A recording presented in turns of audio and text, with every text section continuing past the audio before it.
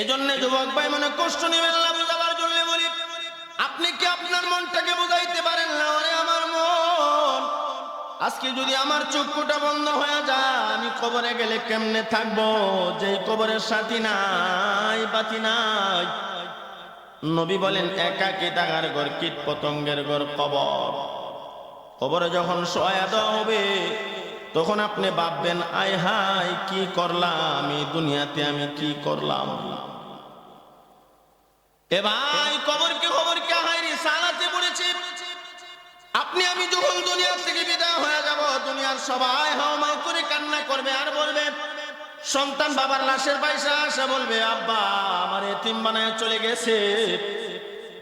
বিবি আয়েশা বলবে, স্বামী আমারে এতিম বানায় চলে গেছে। ভাই আয়েশা বলবে, ভাই আমার এতিম বানায় চলে গেছে। আমার ভাই দিনাই। সন্তান আয়েশা বলবে, আমার বাবা দিনাই, আমার এতিম বানায় চলে গেল, আমারে দেখার আর কেউ নাই।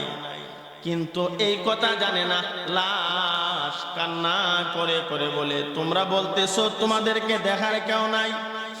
এ সন্তান, তোমরা বলতেছো তোমরা এতিম, তোমাদেরকে দেখার কেউ নাই। আর আমি বলি, না না না, তোমাদেরকে দেখার মানুষ দুনিয়াতে অভাব নাই। আমি যে কবরের পথে রওনা দিলাম, আমার কবরে দেখবার আমার কেউ না। যেদিন চক্ষুটা বন্ধ হবে, সেদিন বুঝবেন, আয় হায় আমি দুনিয়ার জন্য তো পাগল ছিলাম। এই দুনিয়ার ছেলে মেয়ে, ঘর বাড়ি, ধনসম্পদ সব কিছু রাইখা চলে যেতে হবে। আমি কেন আমার মনটারে বুঝাইতে পারি না রে আমার মন? আজকে যেই ঘরের জন্য, বাড়ির জন্য আমি পাগল হয়ে গেলাম, মালাকুল মউত আজরাইল যখন আমার সামনে দাঁড়ায় যাবে, এই ঘর, এই বাড়ি, এই ধনসম্পদ কিছু আমার সঙ্গে যাবে না। আমি খালি হাতে একা একা কবরে যাওয়া লাগবে। আল্লাহ রাসূল বলেন, উম্মতের দল, তুমি যখন কবরে যাইবা, কবরে যাওয়ার পর তাকায় দেখবা তোমার ভাই বেরাদর, আত্মীয় স্বজন তোমারে রাইখা বাড়িতে চলে যায়। শুধু তাই না, আমরা জানি মানুষটা দুনিয়া থেকে বিদায় হয়ে গেছে, আর দুনিয়াতে না। এখন আর মানুষটার নাম ধরে ডাকে না, এখন বলে লাশ আর লাশ। নূরে আলম আশরাফি বলে, আর ডাকবে না, আমাকে লাশ বলে ডাকবে। আমি কার জন্য পাগল হইলাম? আমার পরনের কাপড়টা পর্যন্ত আমার শরীর থেকে খুলে রেখে দিবে, আমার হাতের ঘড়িটাও তো আমার হাত থেকে খুলে রেখে দিবে, আমার রুমাল, আমি বলি এই রুমালটা আমার, এই রুমালের জন্য আমার কত চিন্তা, কিন্তু এই রুমালটাও তো রাইখা দিবে, আমার সব কিছু আমার কাছ থেকে রাইখা দিবে। তখন কবরবাসী বলতে থাকবে, আমার শরীর থেকে সব নিয়ে যাচ্ছ, আমার শরীরের সব নিয়ে যাও, আমারে আমার ঘর থেকে তোমরা বের করো না। লাশটাকে যখন ঘর থেকে বের করা হয়, লাশটা তখন কান্না করে করে বলে, আমারে ঘর থেকে তোমরা বের করে দিও না, আমি কবরে একা একা থাকতে পারবো না। যতই আপনি কান্নাকাটি করেন, দুনিয়ার কেউ আপনার কথা শুনবে না। আপনাকে বাহিরে আইনা চতুর্দিকে মশারি টানায়া, কাপড় টানায়া জনমের তোরে শেষ গোসল দিবেনি না দিবে না। নাকের মধ্যে তুলা ঢোকাবে, কানের মধ্যে তুলা ঢোকাবে, গরম পানি দিয়া জনমের তোরে বিদায় দিয়া দিবে। নাকে কানে তুলা দিয়া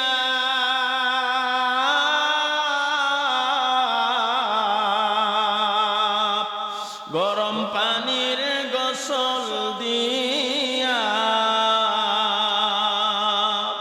জনম তোরে দিবে বিদায়, শেষবারের লাগিয়া রে মন, জনমের লাগিয়া। কথা ঠিক না বেঠি? এই যুবক ভাই, মুরব্বী বাবা, জনমের তোরে শেষ গোসল দিয়া, তোমারে সাদা কাপড়ের প্যাকেটিং করিয়া যখন 60 জনে কাঁধে উঠাইয়া কবরের দিকে নিয়ে যাবে, ইমাম গাজালি রহমাতুল্লাহি আলাইহি লেখেন, কে কে তোমারে কাঁধে উঠাইছে তুমি দেখবা, কিন্তু তুমি কাউকে ডাক দিল কেউ তোমার ডাক শুনবে না। এই লাশটাকে কাঁধে উঠাইয়া যখন কবরের দিকে নিয়ে যাবে, হাউমাউ করে কান্না করবে, আমারে কোথায় নিয়ে যাও, ও আমার ভাই, এই লাশ যতই কান্না করে দুনিয়ার কেউ আর শুনে না। সর্বোপরি তারে জানাজার মাটি নিয়ে শেষ বিদায় দিয়া যখন কবরে সোয়া যে মাটি চাপা দেওয়া হয়, কবরকে আহায় রিসালাতে উল্লেখ করা হয়। কবরবাসী লক্ষ্য করে দেখে তারে জনমের তো শেষ বিদায় দিয়া অন্ধকার ঘর কবরে শোয়াইয়া মাটি চাপা দিয়া সবাই বাড়িতে চলে যায়।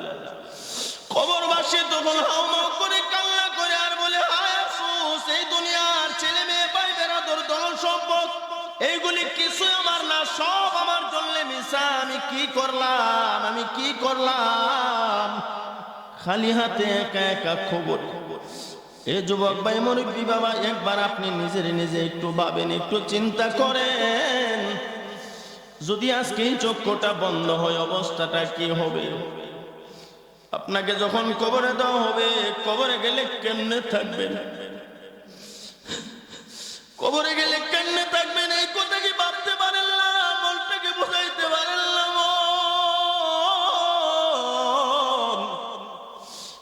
আমারে কবরে শোয়া দিলে আমি কবরে গিয়ে কেমনে থাকবো? এই কবর তো একাকী দেখার ঘর, কীট পতঙ্গের ঘর, সাপ বিচ্ছুর ঘর। মনটাকে নরম করেন, কবরের আযাবের কথা স্মরণ করেন, মনে মনে ভাবেন, আজকে যদি আপনি মরিয়া যান, এই কবরে তো আপনাকে শোয়া দেওয়া হবে। কেমনে থাকবেন রে বাবা? এই কবরে আপনি কেমনে থাকবেন? আম্মাদান খাদিজাতুল কুবরা রাদিয়াল্লাহু তাআলা আনহা মাটিতে গড়াগড়ি করে আর কান্না করে। নবীজি বলেন, ও খাদিজা, এমন ভাবে তুমি কেন কান্না করো? আম্মাদান খাদিজাতুল কুবরা বলেন, নবী গো,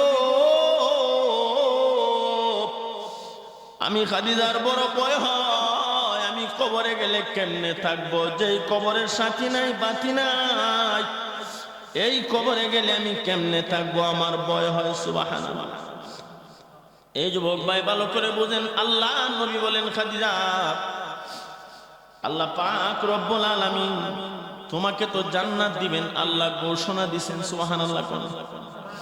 আমরা যারা এখানে বসছি, আমাদেরকে জান্নাত দেওয়া হবে, এই ঘোষণা কিন্তু করা হয় নাই।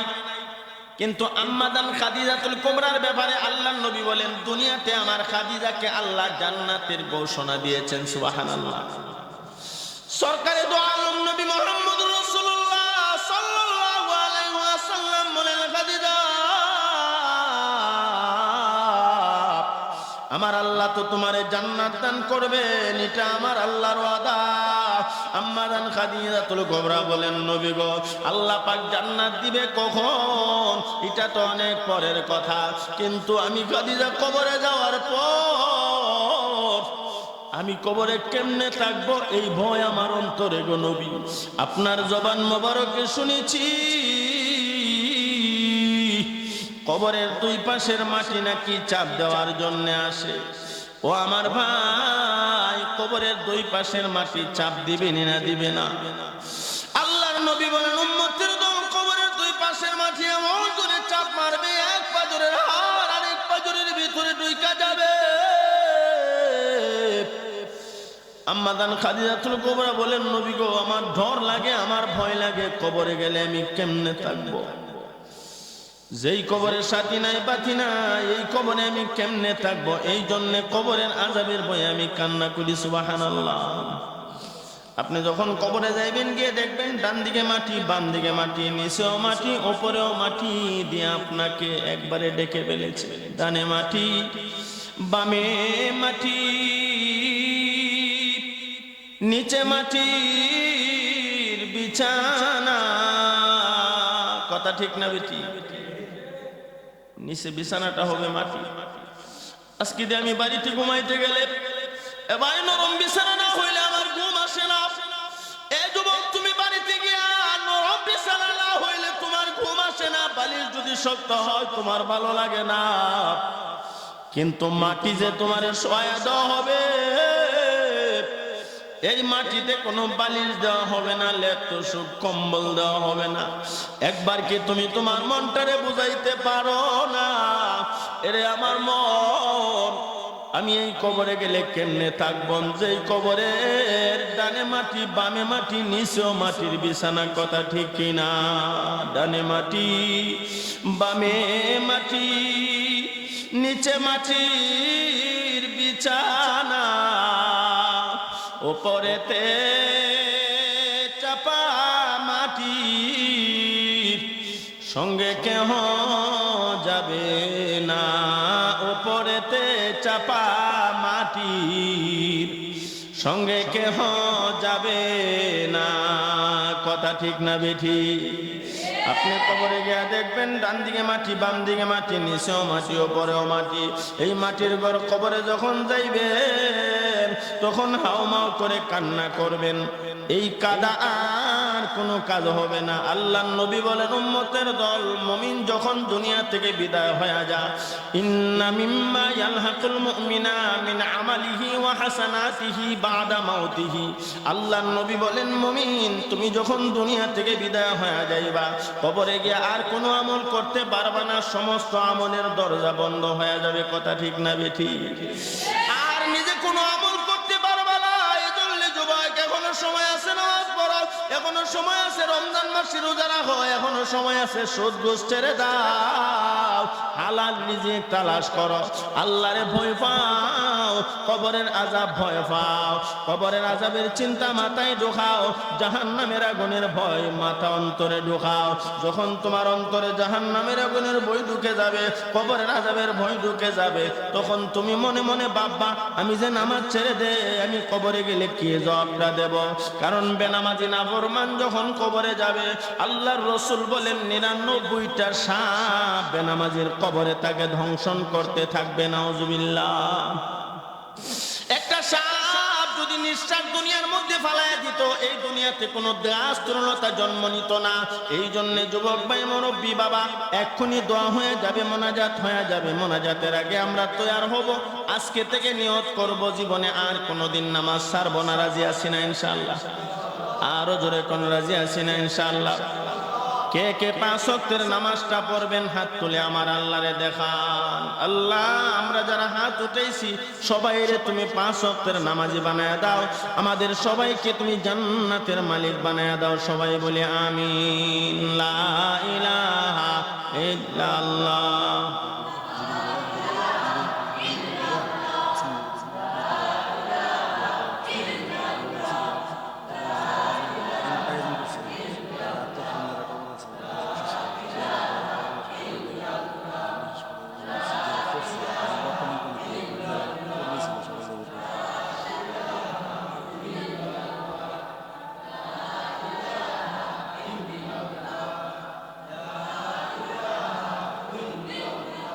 জোরে লা ইলাহা ইল্লাল্লাহ, লা ইলাহা ইল্লাল্লাহ। সবাই লা ইলাহা, জোরে লা ইলাহা ইল্লাল্লাহ, লা ইলাহা ইল্লাল্লাহ, জোরে লা ইলাহা ইল্লাল্লাহ, লা ইলাহা ইল্লাল্লাহ, লা ইলাহা ইল্লাল্লাহ, লা ইলাহা ইল্লাল্লাহ। সুবহানাল্লাহ আলহামদুলিল্লাহ, লা ইলাহা ইল্লাল্লাহ। সুবহানাল্লাহ আলহামদুলিল্লাহ, লা ইলাহা ইল্লাল্লাহ, লা ইলাহা ইল্লাল্লাহ, লা ইলাহা ইল্লাল্লাহ। সুবহানাল্লাহ আলহামদুলিল্লাহ, লা ইলাহা ইল্লাল্লাহ। সুবহানাল্লাহ আলহামদুলিল্লাহ।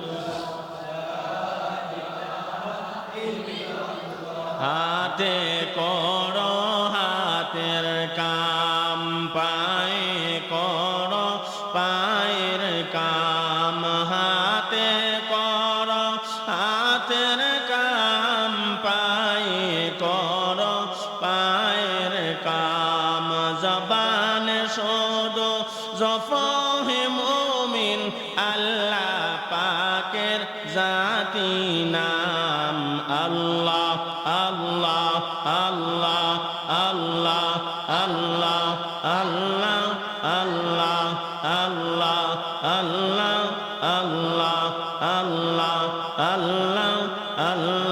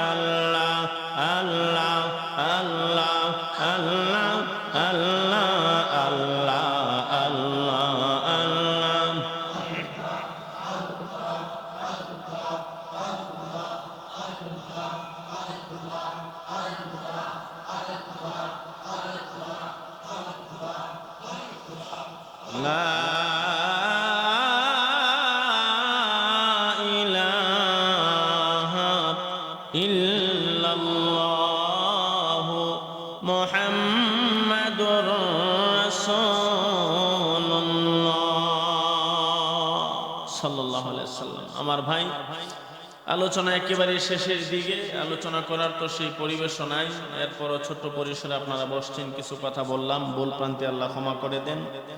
যেগুলি আমল করবার আল্লাহ তাআলা আমাদেরকে আমল করার তৌফিক দান করেন, সবাই বলি আমিন। এই অল্প আলোচনার ভেতরে যে জিনিসটা বুঝতে পারলাম সেটা হলো এই দুনিয়াতে আপনি আমি ছিলাম না, কেউ থাকতে পারবো না, এটা থাকার জায়গাও না, দুনিয়া ছেড়ে চলে যাওয়াই লাগবে, এতে কোনো সন্দেহ নাই। আমি শুধু আপনাদের কাছে একটা কথাই রেখে যাই, দুনিয়াতে থাকতে পারবো না, কিন্তু দুনিয়া থেকে বিদায় হওয়ার পর কবরে যে যাব, কবরের জন্য কি নিয়ে যাব? আমাদের আকাবির আসলাফ উলামায়ে আহলে হক আল্লাহওয়ালা বুজুর্গানে দিন তো এই চিন্তাই মাথায় ছিল, আমি তো দুনিয়াতে থাকবো না, দুনিয়া ছেড়ে চলে যাব, তো কবরে গেলে আমি কি নিয়ে যাব? আমারে তো আল্লাহ দুনিয়াতে পাঠাইছেন সামান তৈরি করার জন্য। ওই বান্দা, তোমারে আমি আল্লাহ দুনিয়াতে দিছি, তুমি দুনিয়া ভোগ করার জন্য, বিবিলাসের জন্য নয়, আমি আল্লাহ তোমাকে পরকাল জান্নাতটা কামাই করবার জন্য পাঠাইছি। সুবহানাল্লাহ। আমরা মনে মনে ভাবতেছি ঈমান গ্রহণ করছি, আমরা তো মুসলমান, কালিমা গ্রহণ করছি, ঈমানের দৌলত গ্রহণ করছি, ইনশাআল্লাহ আমরা তো জান্নাতে যাবই, অবশ্যই জান্নাতে যাবেন। তবে আপনার কাছে একটা প্রশ্ন রেখে যাই আমি, আপনি কালিমা পড়ে যদি দুনিয়া থেকে বিদায় হতে পারেন তো নিঃসন্দেহে আপনি জান্নাতে যাবেন।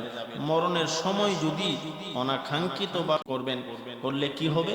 আপনার দিল মন তাজা থাকবে। আত্মা দুই ভাগে বিভক্ত করা হয়েছে, একটা জীব আত্মা আর একটা হলো মানব আত্মা। জীব আত্মাটা হলো আমরা যখন খানা খাই, এটা তরতাজা থাকে, সুস্থ থাকে। আর মানব আত্মা এমন একটা আত্মা, সেটা খানার মাধ্যমে জীবিত থাকে না, সেটা আল্লাহর জিকিরের মাধ্যমে জিন্দা থাকে। মুহাক্কিক উলামায়ে কেরাম কথাটা লেখছেন, যাদের মরণের সময় মানব আত্মা, তাদের আত্মাটা সুস্থ থাকবে, জীবিত থাকবে, এরা মরণের সময় অবশ্যই অবশ্যই কালিমা পড়ে দুনিয়া থেকে বিদায় হবে। আর মরণের সময় যার মানব আত্মা, তার মানব আত্মা মরে যাবে, তখন তার সামনে শয়তান আইসা মৃত্যুর সময় ওয়াসওয়াসা দিবে। যখন শয়তান ওয়াসওয়াসা দিতে থাকবে, তখন শয়তানের ওয়াসওয়াসায় পড়ে মানুষটা কালিমা না পড়ে বেঈমান হয়ে দুনিয়া থেকে বিদায় হবে। দ্বিতীয়ত কারণ উল্লেখ করা হয়েছে, সারা বছর ঈমান আনলেন, কালিমা গ্রহণ করলেন, সব ঠিক আছে, মরণের সময় যদি কালিমা নসিব না হয়, নসিব হওয়ার আরেকটা কারণ, দুনিয়াতে যার আমল যত শক্ত, যার আমল যত ভালো, মরণের সময় তার ঈমান তত মজবুত থাকবে। শয়তান যতই চেষ্টা করে আপনার ঈমান থেকে একটা সেকেন্ড আপনাকে নাড়াইতে পারবে না। আমাদের ঈমানকে আল্লাহ তাআলা মজবুতি করার তৌফিক দান করেন, আমিন।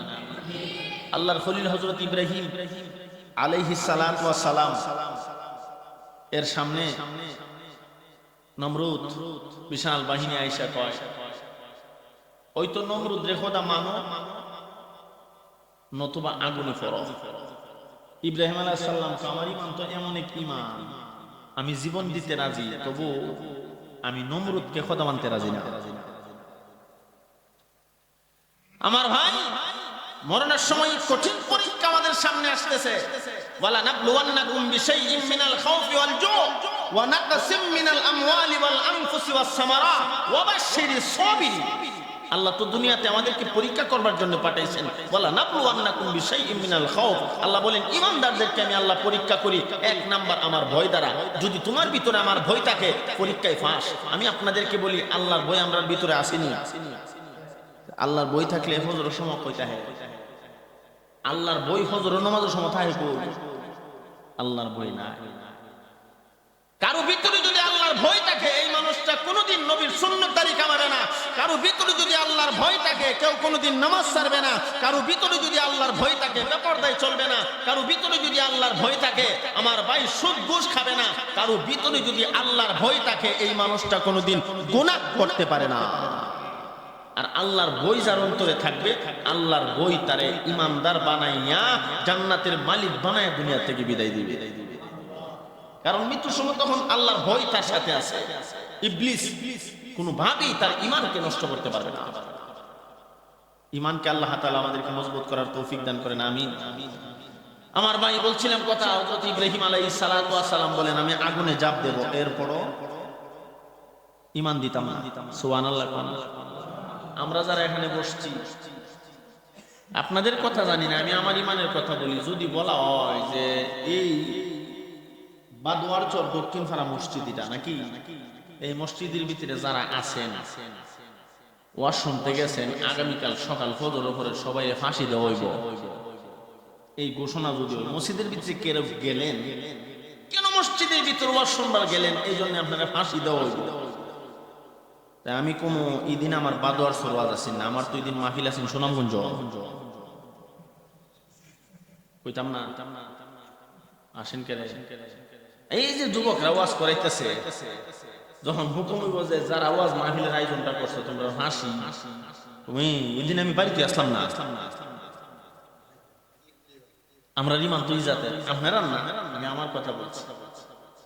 আজকে সারা বাংলাদেশে নাস্তিক মুরতাদ বেঈমানরা মানুষের ঈমান ছিনিয়ে নিয়ে যাচ্ছে। অনেক কথা আছে, বাস্তবমুখী বাস্তবতা অনেক কথা, সেদিকে আমি যাচ্ছি না। এক্ষুনি দোয়া হয়ে যাবে। আমার ইমাম সাহেব হুজুর অত্যন্ত মহব্বত করেন, হযরতুল আল্লামা মাওলানা হাফিজ রহমাতুল্লাহ আল হাবিবি সাহেব, উনি বলছেন যে হুজুর 11টার ভিতরে শেষ করে দিয়েন, 11টাই শেষ।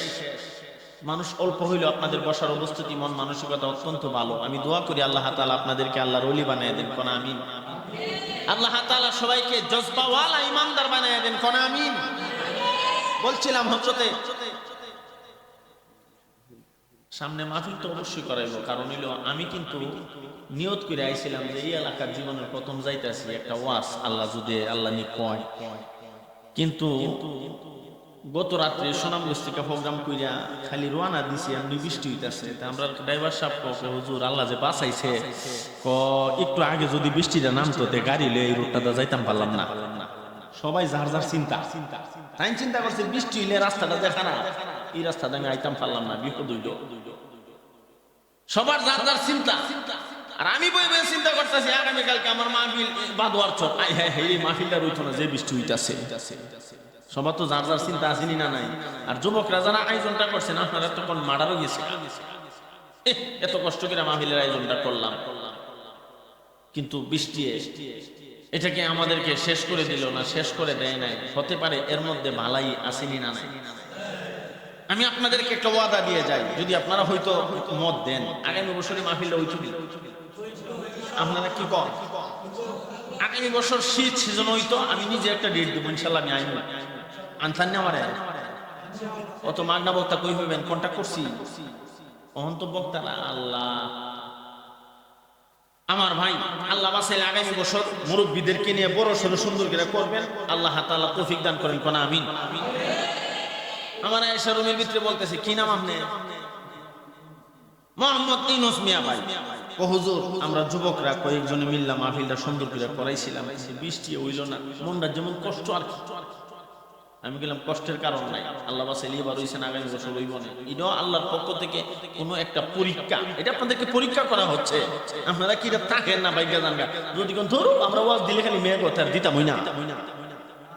যুগে যুগে আল্লাহ তাআলা দেখেন, যার ঈমান যত মজবুত তার কঠিনটা, তার পরীক্ষাটা তত কঠিন হয়। যার ঈমান যত মজবুত, এই যে আপনারা এত সুন্দর আয়োজন করছেন, হায়দা বৃষ্টি একদিনে লেগে মাহফিল হইল না, এটা আল্লাহর তরফ থেকে পরীক্ষা। কথা ঠিক না বেঠিক?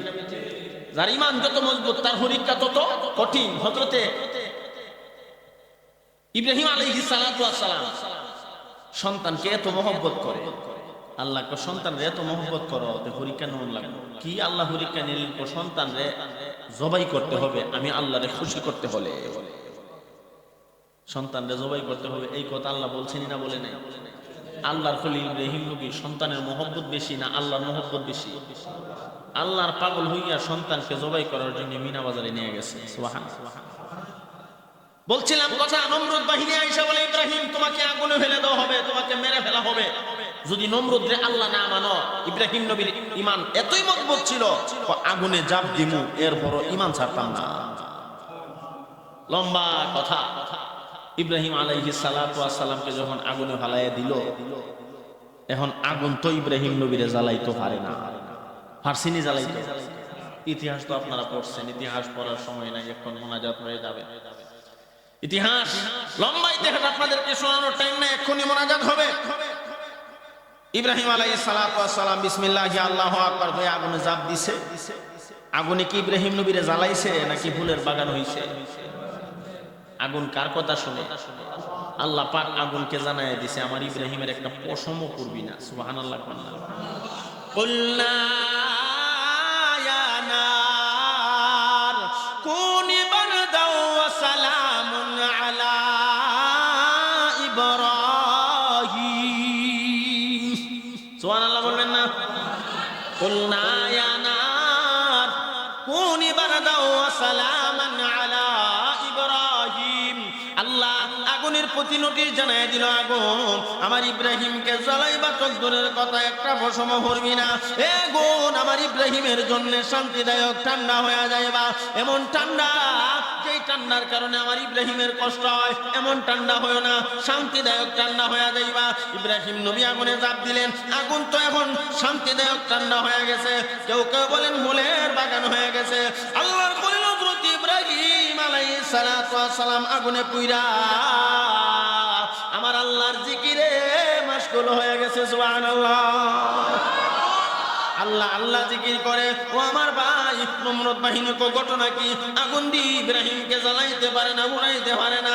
এমনি নমরুদ সামনে আগায় বলে, আগুন তোমার কি জ্বালানো পোড়ানো ক্ষমতা চলে গেল নাকি? তোমার ক্ষমতা, তোমার পাওয়ার কি লেস হয়ে গেল নাকি? আগুনের জবান আল্লাহ বলে দিছে। আগুন ডাক দিয়া কোন নমরুদ, আল্লাহর খলিল রে আগুনে ফালাইছো, আমি আগুন জ্বালাই না, আমার পাওয়ার আছে না নাই দেখবার জন্য বেরোলে তুমি আও। আমি আগুনের পাওয়ার আসিনি, বেরোলে তুই আস না, দেখোস না। নমরুদ খালি একটু আগাইছে, সর্বনাশ, আগুনের হিট লাগে শরীরে। আকাশের দিকে থাকা দেখে আকাশে যা পাখিগুলি যাইতেছে, আগুনের হিট এতই বেশি যে পাখিগুলি পর্যন্ত আগুনের হিটের কারণে নিচে পড়ে যায়। আগুনের হিট আছে ঠিকই, কিন্তু এই আগুন ইব্রাহিম নবীরে জ্বালাইতো হারে। আওয়াজ দিয়া কোন না, আগুনে পড়ছে দেখি আগুন জ্বালাইতে পারে না, এই কুদরত কার? আমাদের কাছে আশ্চর্য ব্যাপার, কিন্তু আল্লাহর জন্য কোনো কঠিন ব্যাপার না। আমরা দেখি আকাশে দাঁড়িয়ে বিমান ওড়ে, হেলিকপ্টার ওড়ে, কিন্তু তেল লাগে সাথে, লাগেনি না? লাগে না। কিন্তু আল্লাহর পয়গম্বর সুলাইমান নবী আকাশে দা হেলিকপ্টার দৌড়াইছে, তেল লাগছে না। এটা ঈমান, যার যত মজবুত আল্লাহ পাক তাকে তত পরীক্ষা করেছেন, তত শান শৌকত বাড়াইয়া দিয়েছেন। সুবহানাল্লাহ।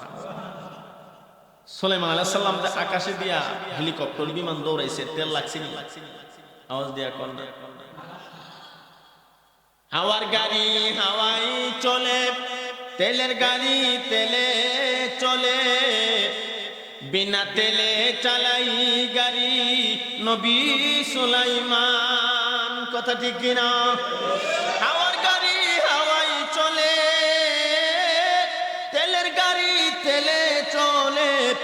বিনা তেলে চালাই গাড়ি নবী সুলাইমান আমরা সেই মুসলমান, আমরা সেই মুসলমান।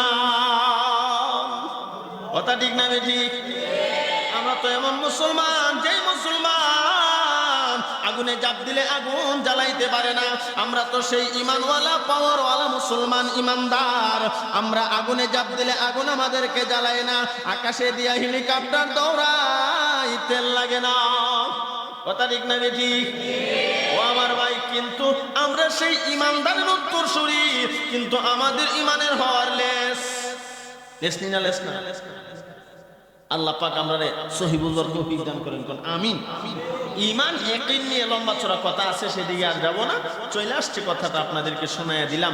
আমার ভাই, আল্লাহ যদি বাসার কোনো সময় আসি, আসুন কি তা আগামী হোসেন ইসলামী জোর করি লাইবি আইতাম ইনশাআল্লাহ।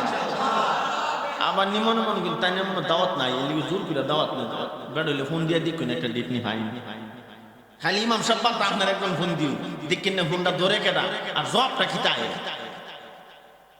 এই জন্য আমার ভাই, আমার মনের আকাঙ্ক্ষা ছিল কিছু কথা বলবো, একটা প্রোগ্রাম।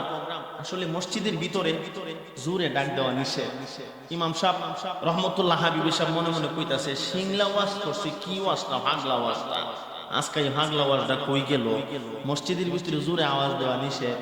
নিষেধ না, মসজিদের ভিতরে জোরে আওয়াজ করা সম্পূর্ণ নিষেধ। মসজিদের সাথে বেয়াদবি হয়। আমি বসে বসে চিন্তা করতেছি, যদি জোরে ডাক ডুক মারি, ওয়াজের ভিতরে কিন্তু অনেক ডাক ডুক আসেনি না নাই? ইমাম সাহেব আমার কান হয়, হুজুর একটু গরম সরম করুন। মসজিদের ভিতরে গরম কেমনে করবো? জোরে ডাক দিলে মসজিদের সাথে বেয়াদবি হয়ে যায়। এই জন্য ইচ্ছা করি সুরটাকে থামায় রাখছি, মাঝে মধ্যে উঠে গেছে, আবার থামাইছি। সব মনাস মসজিদের ভিতরে জোরে ডাক দেওয়া যাবে না।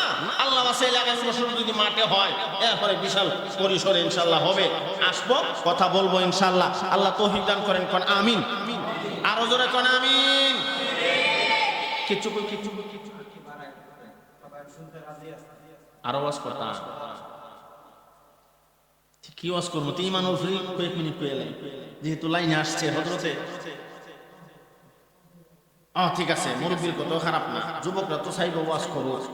মুরব্বীরা কত আগামী বছর হুজুরে আইব না, আর এখন দোয়া করে লাগ, সামনে ফজর নামাজ আছে, আসেনি না নাই? আপনারা তো ওয়াজ হন্তন থেকে ঘুমাইবেন, পরে আর খবর নাই। মুরব্বীরা থেকে নামাজ পড়বো, যখন ঠিক না ঠিক। এই জন্য ইনশাআল্লাহ আলোচনা আর বাড়াইতাম না, এখনই শেষ করে দিচ্ছি। এরপর 2 মিনিট মুরব্বী 2 মিনিট পেলাই হেরার আবদত্তর রাখিয়া আপনারা তো ঠিক থাকো না, আমার তো সবেরই দরকার। তবে আপনারা একটা কথা কই, যুবকরা যে আয়োজনটা করছে, এটা আপনারা খুশি নিন? বলে কেরে খুশি? দেখেন এই মাহফিলটা হইছে, অনেকে বয়ে বয়ে কাঁদছেন, দেখছেন।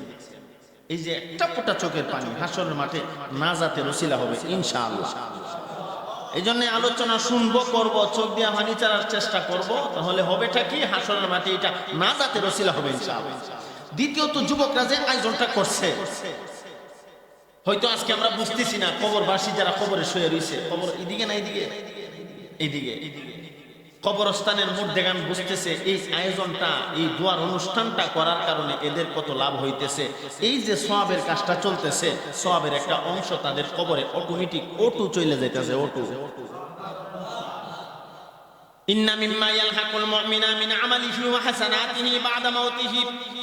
যারা মরে গেছে তারা ইমানদার, এরা কবরে গিয়ে আর কোনো আমল করতে পারবে না। রাসূল বলেন, কবরে চলে যাওয়ার পর আর নিজে কোনো আমল করতে পারবে না।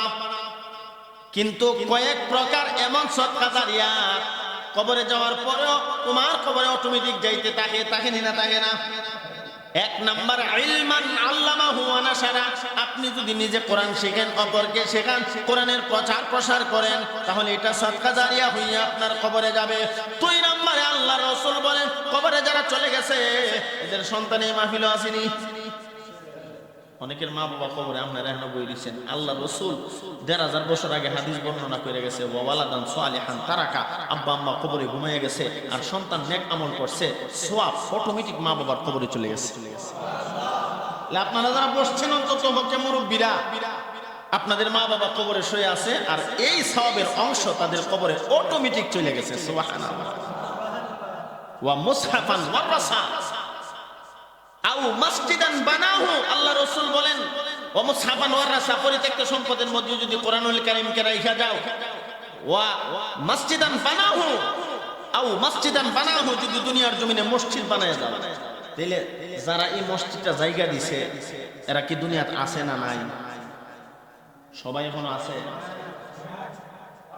জায়গা যিনি দিছে আছে না নাই? আছেও নাই। আচ্ছা, এই তো মাশাআল্লাহ, কিছু আছে কিছু নাই।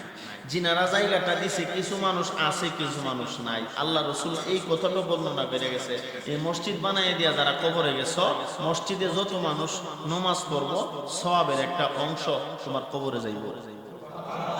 আও মসজিদান বানাহু, যারা দুনিয়ার জমিনে মসজিদ বানায়া দেয় এরা কবরে সওয়াব পাইবো। এখন আপনারা তো কইবেন যুবকরা ভালো হইছে, আমরা নামাজ পড়তাম আর হেরা সওয়াব পাইতো, নামাজও যেতাম না। এমন আসেনি?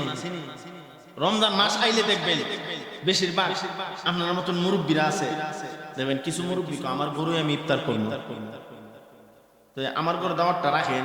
না না না, সারাদিন উপাস থেকে রোজা রাখলাম আমি, আর সওয়াব পাইতা তুমি। হাদিসও আছে, সারাদিন উপবাস থেকে রোজা রাখছেন আপনি, আর যদি আমি কোনো মতে ইফতারটা করাইতাম পারি তা সব পরিমাণ সওয়াব আল্লাহ আমারে দিলেই। দিবনি না দিত না? দিব। এখন তো মুরব্বী চিন্তা ভাবনা করে এত কষ্ট করে না খায় রোজাটা রাখলাম, সওয়াব বুঝিনি তো হাজি সাহেব, আমি আমার বাড়িতে ইফতার করব। কিন্তু না, আপনি যে সওয়াব পাওয়ার কথা সেই সওয়াব আপনি পাবেন। আর যাকে ইফতার করাইলেন সে রোজা রাখার পর তারে সারাদিন উপবাস থাকার পর ইফতারটা করানোর কারণে আল্লাহ পাক আপনাকে সওয়াব দিবে, এটা এক্সট্রা ভাবে আপনার সওয়াব থেকে আল্লাহ নেবে না। কারণ আল্লাহ এত অভাবী না যে আপনার সওয়াব থেকে নিয়ে কাইটা সওয়াব দেওয়া লাগবো। কথা ঠিক না বেঠি?